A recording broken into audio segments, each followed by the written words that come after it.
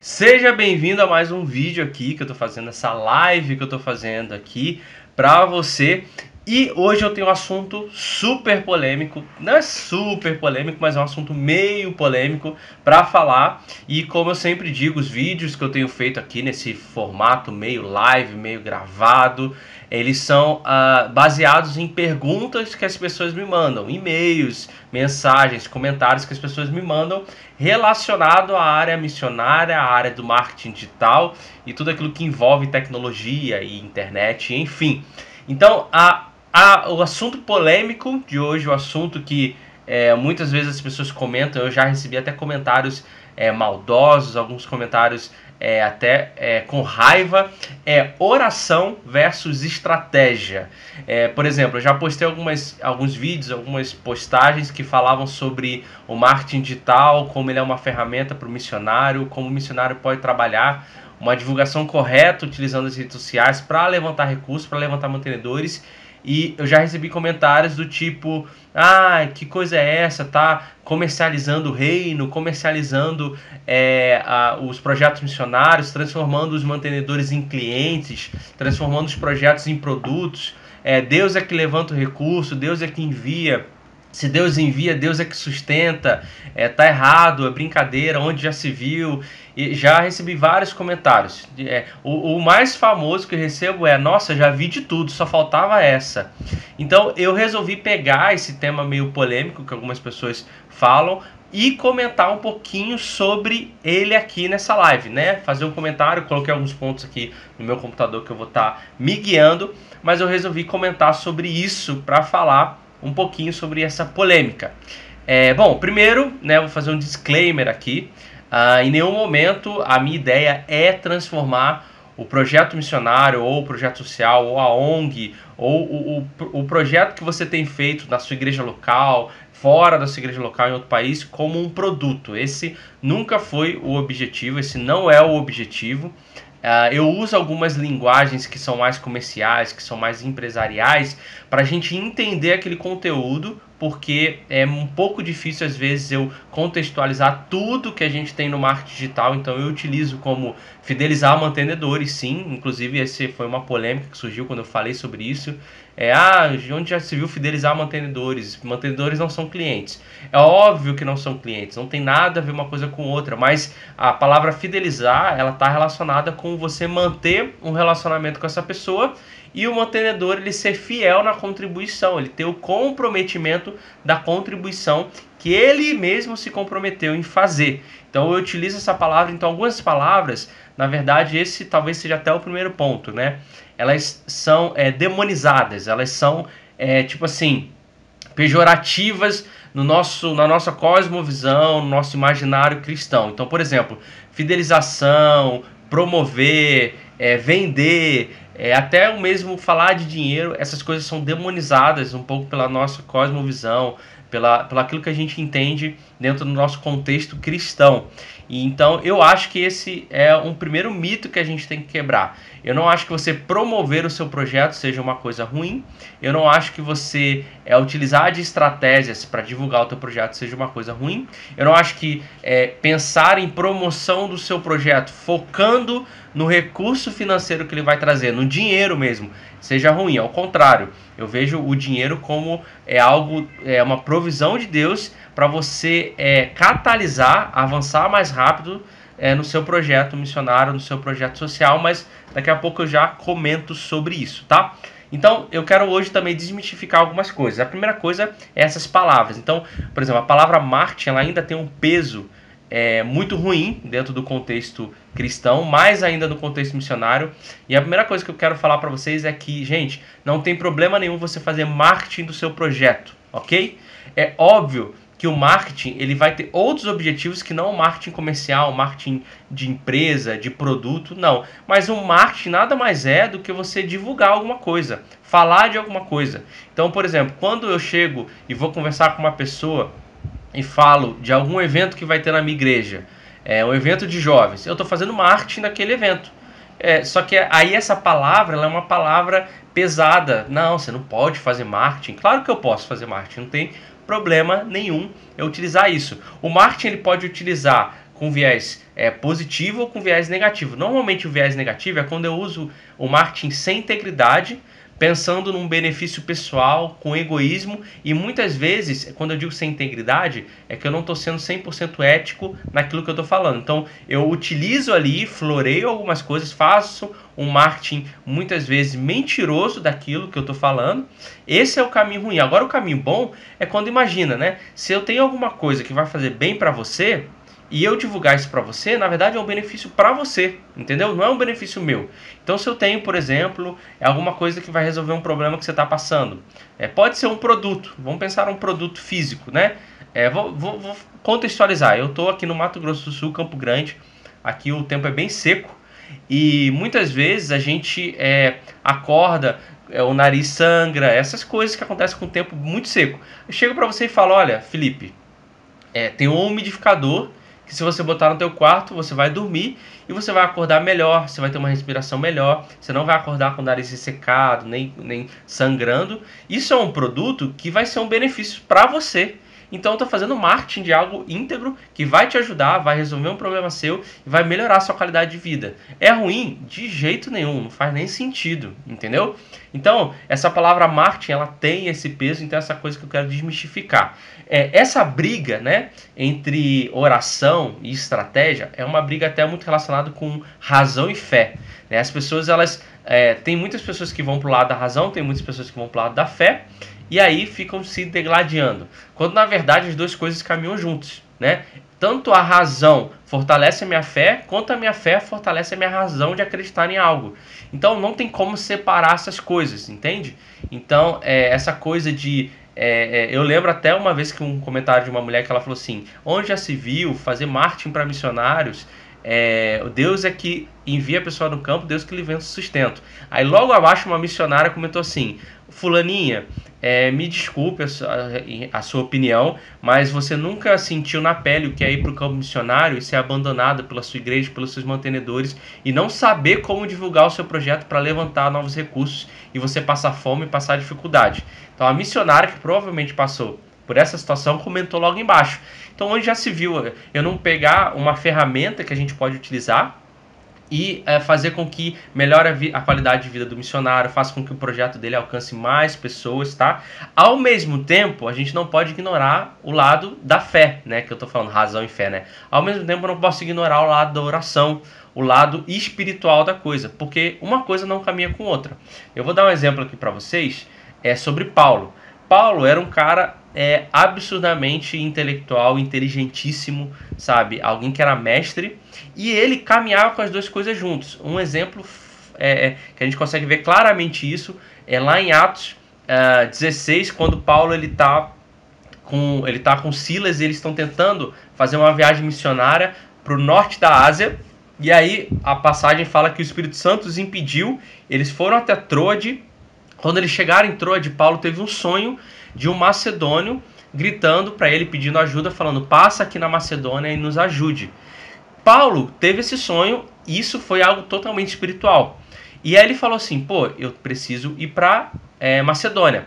Só que no sonho, ou Deus não direcionou ele onde ir para Macedônia, porque a Macedônia é uma região, naquela época era uma região grande. O que Paulo fez? Ele foi para Filipos. E Deus não falou para ele ir para Filipos. Deus não fez ele sonhar para ir para Filipos. Deus falou para ele ir para a região da Macedônia. Por que Paulo foi para Filipos? Filipos era uma cidade importante na época, uma colônia romana. Ou seja, se Paulo fosse até Filipos e ele conseguisse pregar o evangelho ali, e o evangelho crescesse em Filipos, todas as colônias romanas e toda a Europa, que na época a Europa não era alcançada pelo evangelho, só a Ásia, toda a Europa poderia conhecer o evangelho. Então Paulo utilizou do intelecto dele, da inteligência dele, do que ele conhecia da época, para escolher a cidade que ele ia. Então não foi algo direcionado por Deus. Deus direcionou a região, Paulo escolheu a cidade. Então aí a gente vê claramente a fé e a razão caminhando juntos. E é mais ou menos o que eu vejo sobre a estratégia e a oração.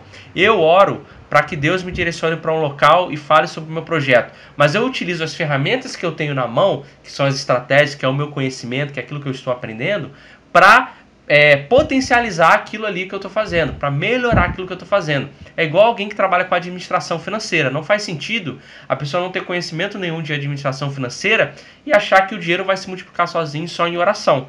Deus, você vai pedir direcionamento, discernimento, sabedoria da parte de Deus e você vai se capacitar na administração, em como mexer no dinheiro para você gerir as finanças bem feitas. Isso em todas as áreas. Não faz sentido isso. Largar a razão, abraçar a fé, ou abraçar a razão e largar a fé, porque esse lado de abraçar a razão e largar a fé, você se apoia na sua própria força. Então, não adianta eu estudar estratégias de marketing para o meu projeto, pensar em milhares e milhares de coisas e não colocar o meu coração diante de Deus, não colocar essas estratégias diante de Deus, porque eu estou abraçando a fé, eu estou abraçando a razão, a razão, ela pode ser falha, em alguns momentos, ela pode não dar certo e eu apoio tudo na força do meu braço e eu vou me frustrar e as coisas não vão dar certo. Então essas coisas caminham juntos. E um outro exemplo disso que eu posso dar é a soberania de Deus e a responsabilidade humana. Essa é uma discussão eterna das pessoas, mas a gente vê que a Bíblia ela fala sobre a soberania de Deus, Deus regente das coisas, regente do que acontece, sabendo o futuro, fazendo as coisas acontecerem de acordo com o seu plano. E a gente vê a Bíblia falando da responsabilidade humana. Ou seja, a gente vê a Bíblia falando do homem que ora, do homem que se coloca, da força que nós precisamos ter para conquistar o reino. E aí, onde é a linha que divide a soberania de Deus e a responsabilidade humana? A gente não sabe. A gente sabe que as duas coisas caminham juntos. Que Deus tem a parte dele como soberano e eu tenho minha parte como responsabilidade. Não adianta nada eu saber que eu preciso ler a Bíblia e orar se eu não ler a Bíblia e orar. Então essa é a minha responsabilidade. É a mesma coisa na questão de estratégia e oração. As duas coisas têm que caminhar juntas e você se capacitando em uma e se capacitando em outra, buscando uma e aprendendo da outra. Então essa questão da soberania e da responsabilidade, a Bíblia sempre vai tratar assuntos onde o homem tem responsabilidade completa e outros assuntos que Deus tem a responsabilidade completa, e as duas coisas vão caminhando juntos e elas vão indo em direção ao mesmo local, ao mesmo objetivo. Então, é muito ruim quando a pessoa já tem esse preconceito em relação ao marketing, em relação à promoção, em relação a tudo que a gente tem. Eu já vi muitas pessoas comentando, como eu falei. Então, a minha ideia do vídeo hoje, dessa live, talvez as pessoas estão ouvindo podcast, inclusive abro um parênteses aqui, gente, tem podcast do Marketing Digital para Missionários agora, tá? No Deezer e no Spotify, o link vai estar aqui embaixo se você quiser acessar. Se você estiver ouvindo no podcast, compartilha aí o podcast com as pessoas, para elas também aproveitarem esse conteúdo, para você que está fazendo alguma coisa, enquanto está malhando, enquanto está correndo, enquanto está lavando louça, enquanto está no carro, enquanto está fazendo qualquer coisa. Então, é muito ruim quando a pessoa já tem esse preconceito, porque você abre mão de algo muito importante. Eu lembro muito bem da minha história quando eu queria desistir da faculdade para fazer seminário. E aí meus pais me obrigaram a finalizar a faculdade, né? E hoje eu agradeço muito, muito mesmo por essa obrigação que eles me colocaram e falaram, você pode até fazer seminário, mas você vai terminar a faculdade primeiro. Porque eu ganhei uma bagagem intelectual, uma bagagem emocional também, que quando eu fui fazer o seminário eu estava muito mais preparado. E eu lembro muito bem de meu primo, de um primo meu falando sobre Paulo também, quando ele falou assim, que Paulo, no final da vida dele lá em Timóteo, ele fala para trazer para ele a capa e os pergaminhos, ou seja, Paulo ele entendia, os pergaminhos no caso que simboliza o estudo, né? Paulo ele entendia que o estudo era importante para o ministério dele, então Paulo não fez o que fez se ele não tivesse o estudo que ele tinha, ao mesmo tempo se ele não tivesse a vida de oração e de devoção que ele tinha também. E aí eu lembro meu primo falando, né, nessa época que eu queria desistir, ele falou assim, cara, Paulo foi o maior estudioso, fez nessa passagem dos pergaminhos, ele pedia justamente porque ele entendia a necessidade, então eu acho que você tem que cursar a faculdade sim e finalizar. Não estou falando que todo mundo tem que cursar a faculdade, enfim, mas estou falando da minha experiência que eu tive e eu achei que foi muito boa e para mim foi muito bom. Hoje eu não me arrependo e dou graças a Deus por meus pais terem me obrigado a finalizar a faculdade. Então, essa questão, gente, já passou o tempo dessa discussão, já passou o tempo. A igreja hoje, isso inclusive você pode ver através da história da igreja, antigamente a igreja ela era a influenciadora, tanto nas questões públicas, na questão de conhecimento, filosofia e toda essa parte de intelectual da sociedade, a parte artística também da sociedade. Então a igreja era como se fosse o foco de todas as coisas. Então era da igreja que partia a inovação tecnológica, tanto que as maiores universidades, maiores centros de tecnologia e de inovação, há muitos anos atrás, surgiram com cristãos. As maiores faculdades do mundo hoje foram fundadas por cristãos. Centros tecnológicos de estudo de medicina foram fundados por cristãos. Então, antes a igreja era o polo disso. Era o polo da educação, o polo da inovação, da tecnologia, da medicina, de tudo isso. Da área artística muito forte. Em algum momento isso se reverteu. E aí a igreja ela ficou agora, ela sendo ela recebe as coisas, ela não mais produz. Então ela sempre está atrás. Porque quando chega na igreja, as outras coisas já estão muito mais avançadas. Então as pessoas da igreja, os cristãos hoje, eles recebem essas informações na área artística, educacional, tecnológica, mais tarde do que todo o resto, né? Por exemplo, uma universidade e outras coisas. Então, a igreja ela acabou saindo de seu centro e o polo dessas coisas para agora ser apenas o que recebe.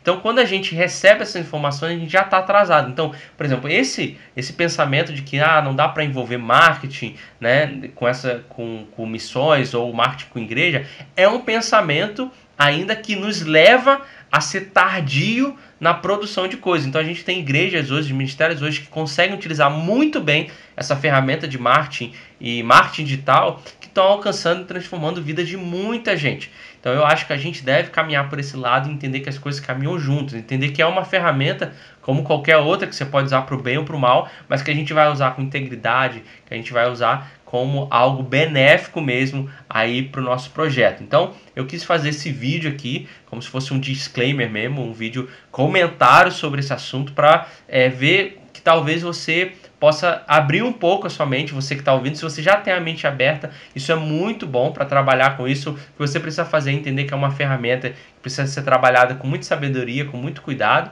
mas também para você que pensava contrário do que eu estou falando.